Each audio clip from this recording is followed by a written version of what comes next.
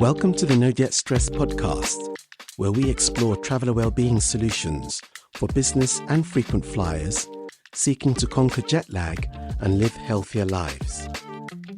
I'm your host, Christopher Babayode, ex-flight attendant, traveler wellbeing advocate, nutritional therapist, and author. I had a gentleman I was flying with, and one day he was by himself, and I can tell he was unwell. He was just, he just had that pale kind of complexion.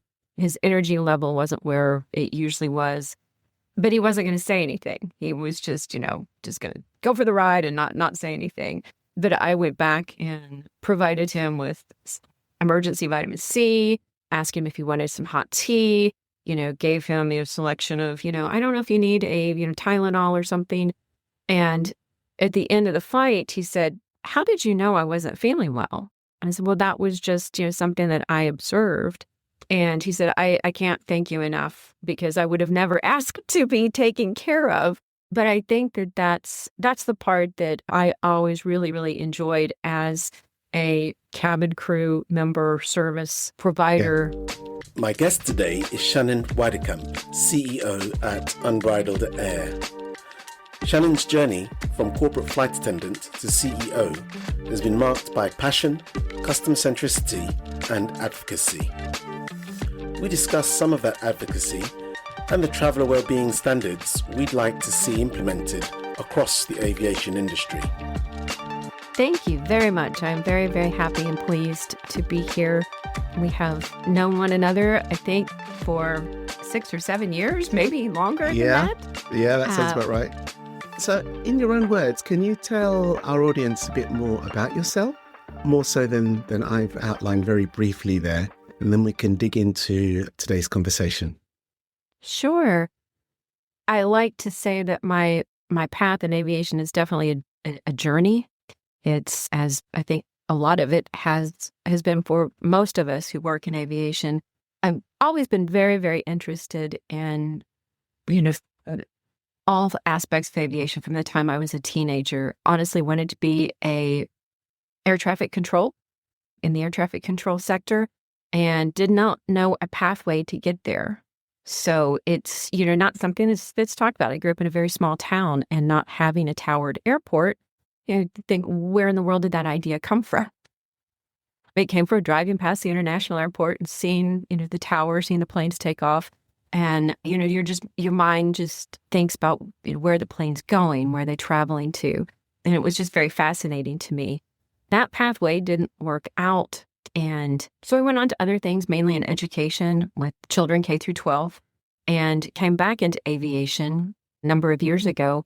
And, my entry at that point was through a corporate flight attendant. And I will say we have gone back and forth in the U.S. between, is it cabin crew, is it flight attendant, is it cabin attendant? So I'm not sure that we've settled on a specific title. It varies depending on company and who you are speaking with. The education side of things, I ask a lot of questions, and that just sort of led me into various different things, into, why people are flying, how the safety aspects of things work. Why are there standards in some aspects of aviation and not in others? And so that just set me down a cascade of various different organizations, various different pathways. And then recently, 2 years ago, I had an opportunity to get into ownership of the company with Unbridled Air, which is a 135 charter company. And so I took that opportunity. Sorry, Shannon. For our audience that's this side, my side of the pond, what does 135 chartered really mean?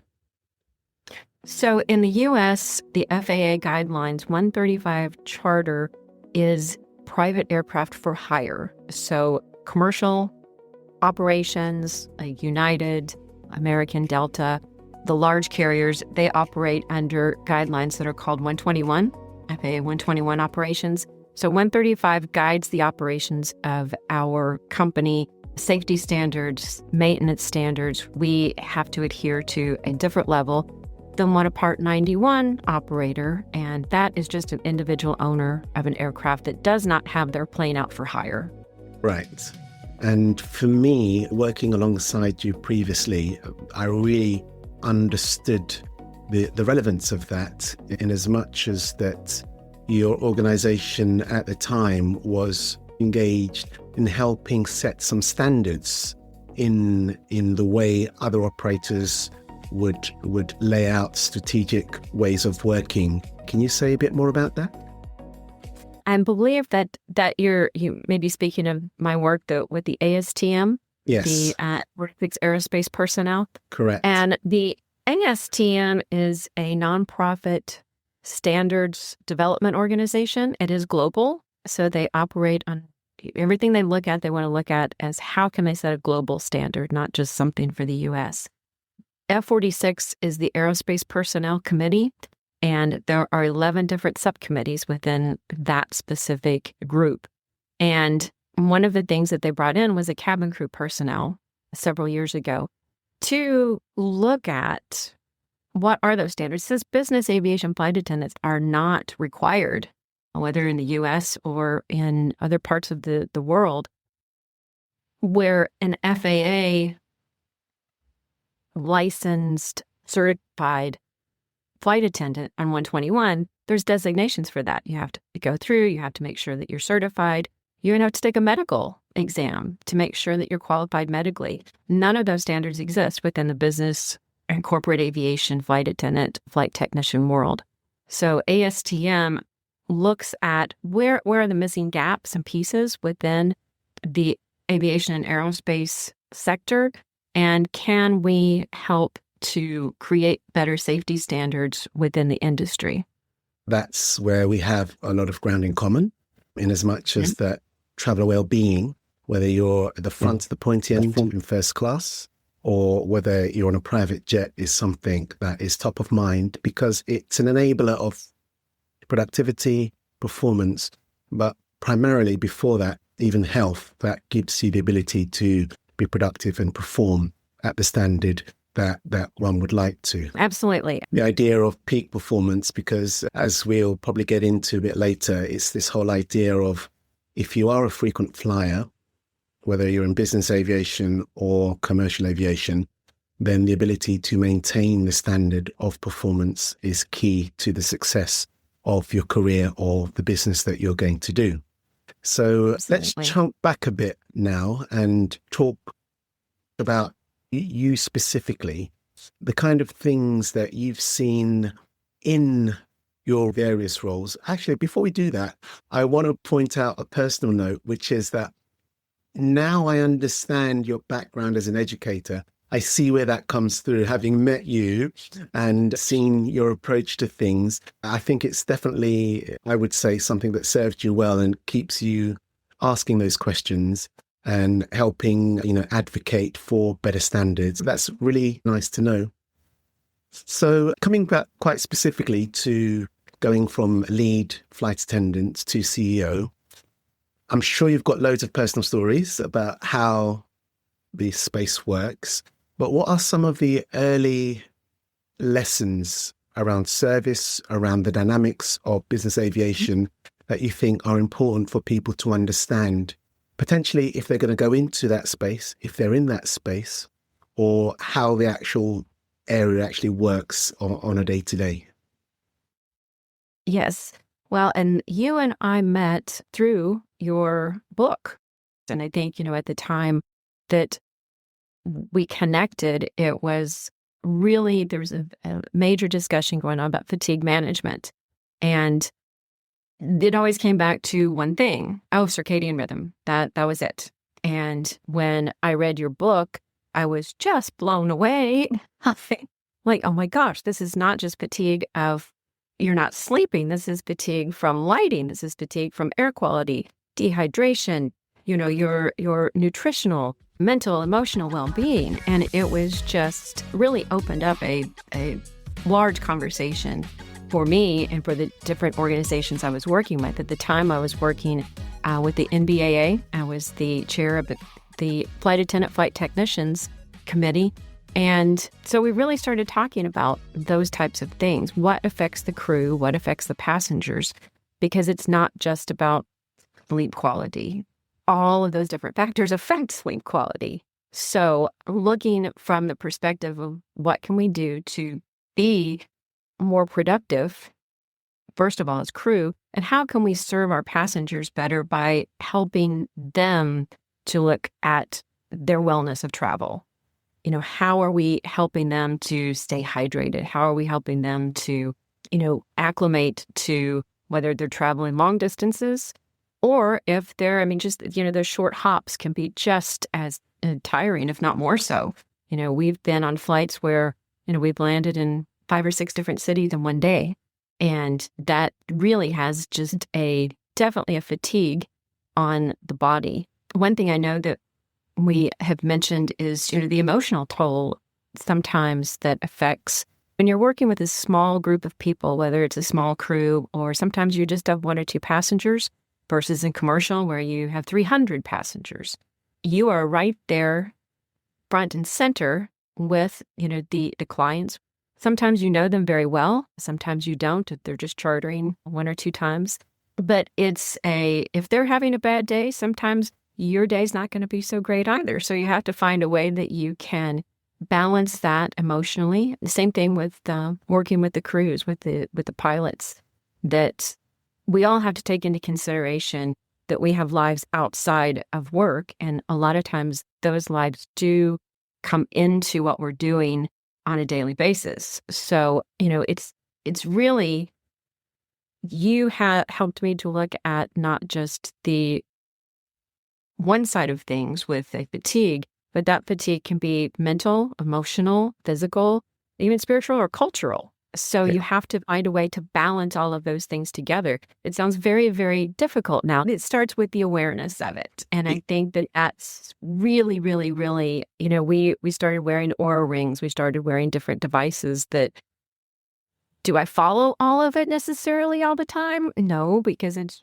just difficult. But it brings more of an awareness to, hey, maybe if I'm not feeling so well, let me look at the data and see what that says. And being able to help share that knowledge with crews and with our passengers I think is very, very, very beneficial for the industry overall. Well said. And that awareness is the starting point of all the conversations that I have with prospects and clients, and helping people grow that understanding where they can actually take action based on where they are, what they've got coming at them. And in all honesty, if you're time zone hopping, whether it's big distances or shorter distances, there's always an element of fatigue that's borne by the fact that you're in the air and on the ground repeatedly, as well as the circadian element that you alluded to earlier. A couple of things you said there which were really good, and I wanted to double back on, was around this idea of the fact that you turn up to work one day and you may or may not know who's sitting in 1A or whatever seat it is that they're in, and the impact that they can have on your flight, and in turn, the impact that you can have on their flight as someone who is in a position of some kind of authority as related to their safety and their nutrition and that dynamic. And if we can talk just a bit more about that, how does that tend to go? What is the identikit of the type of person that sits there? Would you say that they tend to be aware? Are they in the middle? Or is it something that you have opportunities to influence? My next follow-on question is going to be along the lines of, okay, so this is what they're like, and these are the opportunities strategically for the operation to be able to help them get a better experience on all levels of them having come to work with or charter Unbridled Air. I think that, from the passenger standpoint, it depends on why they're traveling. There's a difference, I think, between business travelers and leisure travelers. I used to work pretty much exclusively with business travel corporations. And, there's a different, I think, mindset. There's definitely a different purpose for the trip. It's for business, and that's where we're focused. And they, may be in a meeting and talking the whole entire trip, whether it's an hour or 6 hours. It may be, there's no time to relax on the flight. It is all, business meeting while they're in the air. I think that you get both. I think you have some people who are very aware of the wellness side of things. But really, I think that there is just an overall lack of, like I said, all the different factors that you have identified. Those are things I talk to people about. They're like, oh my gosh, I didn't even think of that. So I think that there's really a great deal of education. And I think that as a individual and as a company, we can help educate those flyers that we have with us, whether it's before a trip or after a trip. It's what things coming to mind. Even now, it's like, I know if we have a long trip, we can help provide them with things to do ahead of time that they might do to prepare themselves. Because I know that you have several different topics and articles and blogs that you've talked about that. How do you prepare yourself for a long trip? Especially if it's something that's out of the ordinary, the 10-hour difference, the 15-hour difference, that is going to affect you differently than, hopping in and going for a 45-minute flight. So I think that there is definitely an opportunity for the education of passengers. For the crew, I think we pretty much are all traveling as a company. Everyone knows each other fairly well. That's a very good aspect because we're able to help one another. We know each other's families. We know each other's pets, and some of the things that may be emotionally trying at the time. That works into the crew resource management side of things, which I think is important for, we talk a lot about human factors and what are those human factors. And that is one of those, and it's really a big item is the emotional state of the crew when they take off on that flight. My follow-on is going to be, what do you see? And I think is it ASTM F46.07 Mm-hmm. and the standards around that can be very useful to highlight for organizations with crew, or any comments you have about how the development of that helps us get a modicum of health in place across the spectrum for people that do travel. I think that the way that the F4607 for cabin crew right now is set, a lot of it is standard operating procedures for things in the cabin that pertain to food safety, emergencies, COVID protocols, or pandemic protocols, if you will, if there's any type of, a lot has been added into that because that was not something we had dealt with, especially in a small, close environment. I'm not sure that we are addressing the health and wellness side as much as we can. And I think that probably is a very big opportunity that we can take on to say, how can we help with, setting just some basic, standard operating procedures for health and wellness, cabin crew and flight crews. Yeah. And, it goes down to when we consider, and I think most companies also consider everybody in the organization as part of the crew, whether you're maintenance, whether you're line service, whether you're scheduling, that all comes together. And, if one person is not well, it has a trickle-down effect. So everybody working together is part of that crew. It's not just the people that are flying on a regular basis on the plane. But Yes. I think that really is an opportunity to add that in. So I'm going to send you an invitation to join the F46 committee because we do need to, to really emphasize that more. Like I said, in most 121 cabin, or all 121 flight personnel, they have to pass a certain medical, there's first class, second class, third class medicals. And that is not the case for cabin crew in the business private sector, probably the only ones. And, I think that there really, really does need to be just some industry standards, best practices.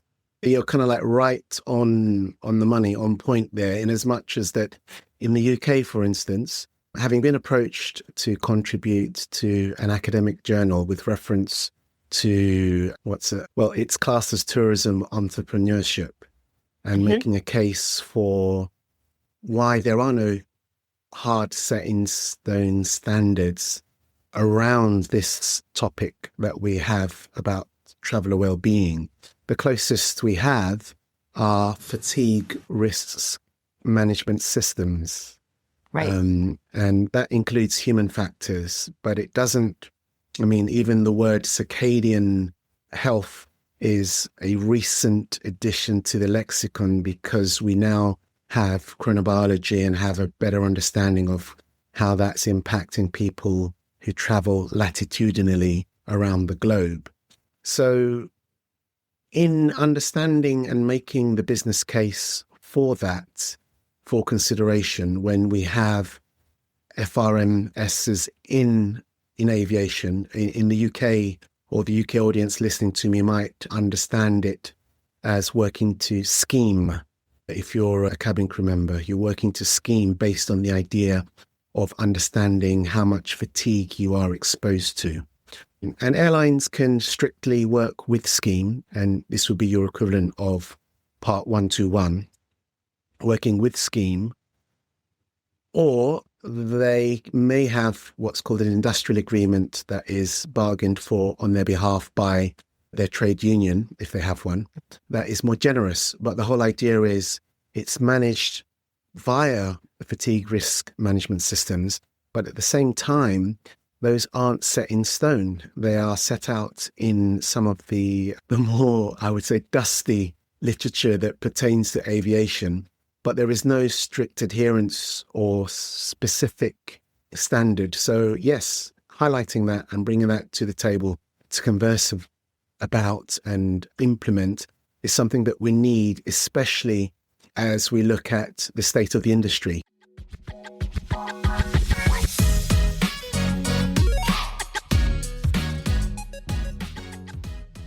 So a short story from me is when I was writing the book, it became abundantly obvious. I mean, if you get on a plane, you'll see that women outnumber men in terms of people who take up the job of being a cabin crew person.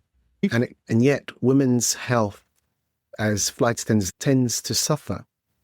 And this is in no small part, I would hypothesize, related to the fact that typically speaking, the job is unhealthy. You can make it healthy. And unless we have the education around how one works with one's health in that context, it's going to be hard to stop the decline in health.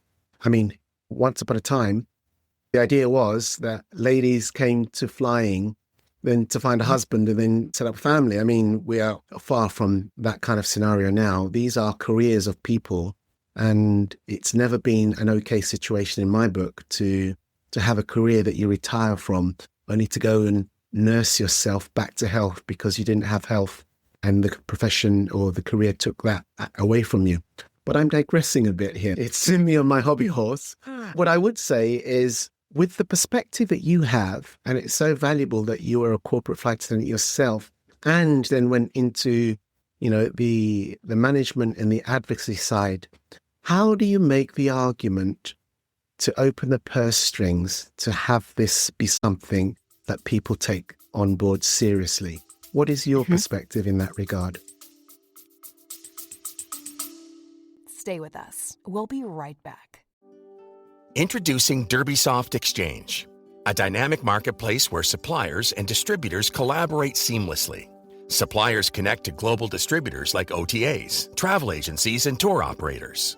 Distributors, in turn, access a diverse inventory from both trusted chains and independent suppliers. All through one simple agreement, bypassing individual negotiations. DerbySoft Exchange.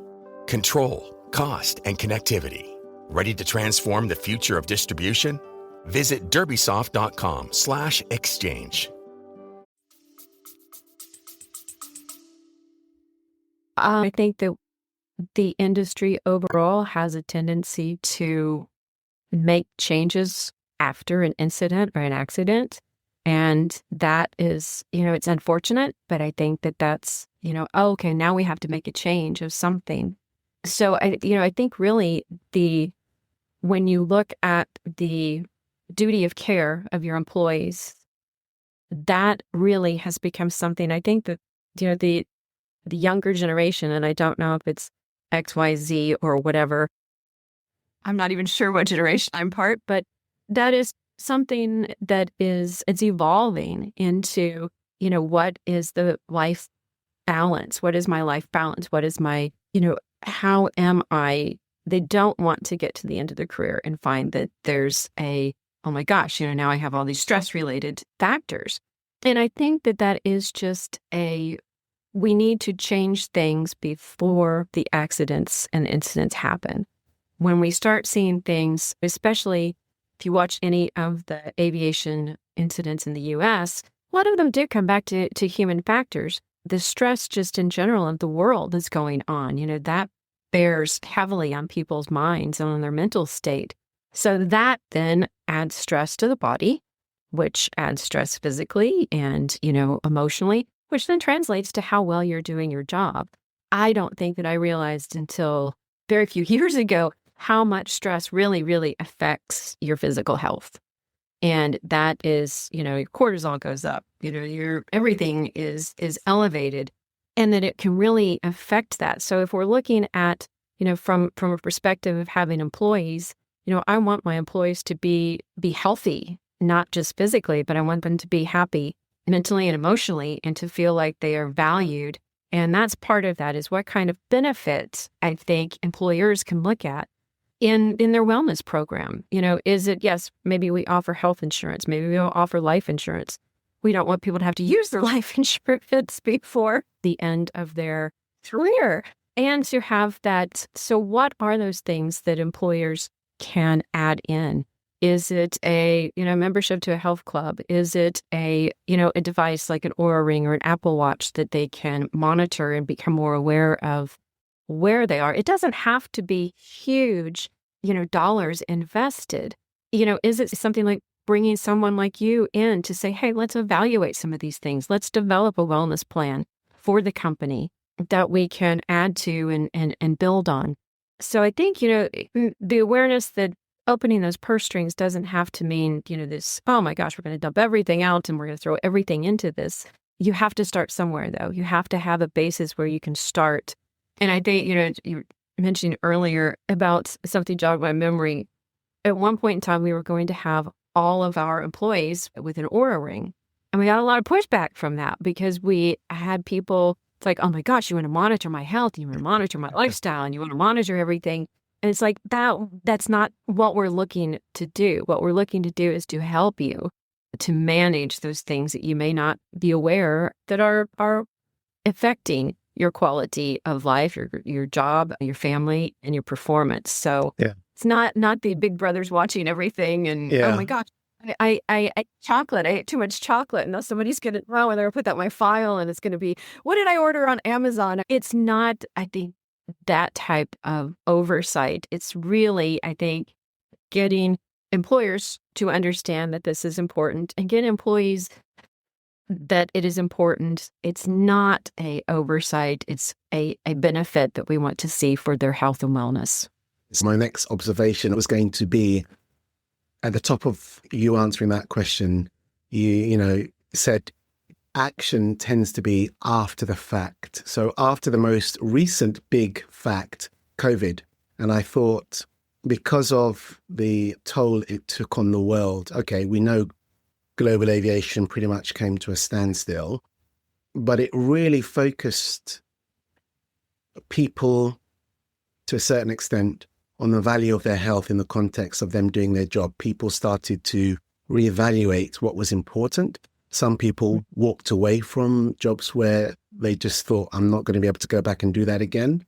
Not everyone had that as an opportunity, but what I was pushing for at the time was to really, at least within the aviation industry, within our industry, to really push hard on this conversation of investing in traveler well-being for the benefit of the traveler and the benefit of the organization or the purposes that they serve. I think that conversation is still being had. I would personally like to see it had definitively with standards that account for, for being preventative more so than after the fact, as well as, adding in that education piece.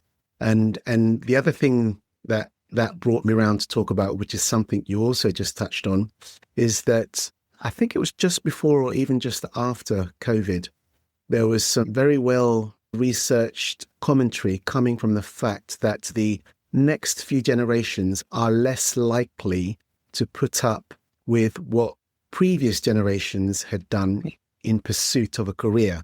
So they were more picky, and it led to the conversation that health is seen as a workplace benefit for these people going into the workplace. And therefore, any employer who does not have something in place for their employees as such, not just the tick box exercises, but something solid that people can get their teeth into, then you're going to be able to attract more talent and people that are robust enough that they can handle the stress of the job and still thrive in that context. I want to park some other comments about that a bit later. So I want to park them aside so we can talk about them a bit later in terms of working with that resistance. But really, yes, it's, as you say, these human factors need to be looked at, and it shouldn't be that we wait till after the fact.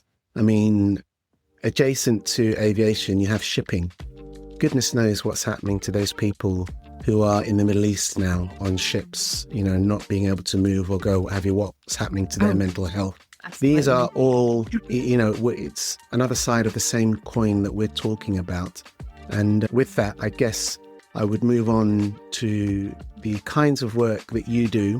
You mentioned NBAA.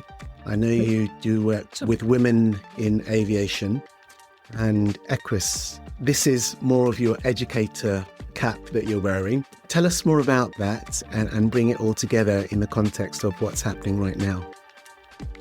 Join us in part 2 of the concluding episode of my interview with Shannon Weidekamp of Unbridled Air. Until the next time, wherever you go, farewell.